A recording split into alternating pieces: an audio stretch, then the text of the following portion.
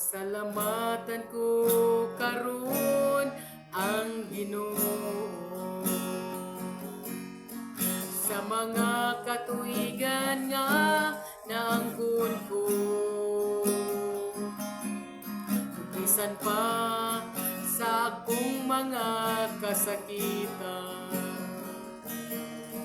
yatiman niya ko og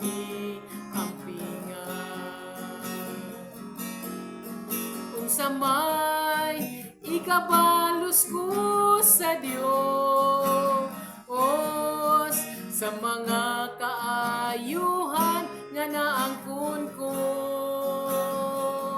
Dili kabayran sa salapi ni bulawan.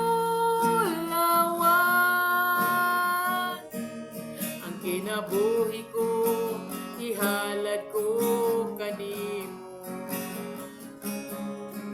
Naganam naunta ako kahulo, apan gisapnay mo ako o Ginoo. Pinaagi sa gugma mo nga walay pagluban, sa kagulanan ko gilimpay mo ako. Sa may ikabalos ko sa Dios sa tanan nga kaayuhan nga naangkon ko. Dili kabayran sa salapi ni bulawan. Ang kinabuhi ko ihalad ko kanimo. Sa panahon nga ako na malando, sa nahabilin na kinabuhi ko karon, ihalad ko na kini sa Ginoo. Upisan pang mga butang nga naangkon ko.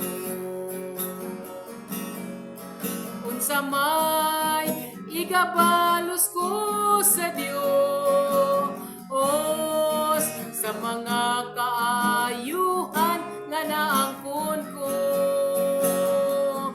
Dili kabayran sa salapi ni bulawan. Kinabuhi ko ihalad ko kanimo.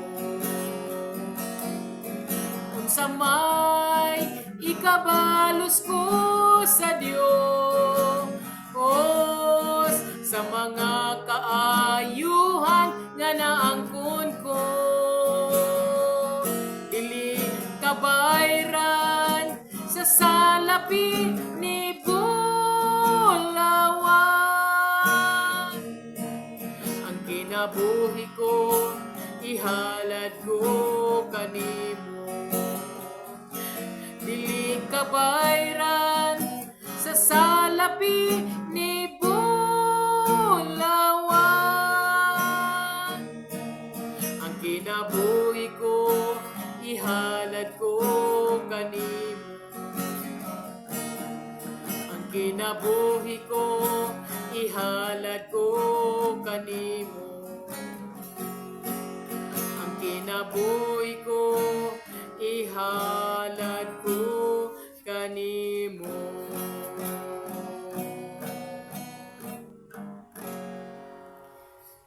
Tinuod gyud, di gyud ta makabayan, di gyud ta kabalos sa tanan nga kaayuhan nga gihatag niya sa ato. Mao nga sa nagkalain nga sitwasyon sa atong kinabuhi, iyatang gitabangan. Mao ang last praise ni nga awit nga nagaingon nga sa panahon nga malandong sa nabilin nga mga panahon siyang kinabuhi. Unang siya, kining tanan ihalad ko sa Ginoo, bisan pa ang mga butangan na angkon ko. Ayop nga, samtang napay panahon, no? Ihalad nimo ang imong kinabuhi, kinatibukan gyud sa Ginoo. Ang Ginoo magapanalangin.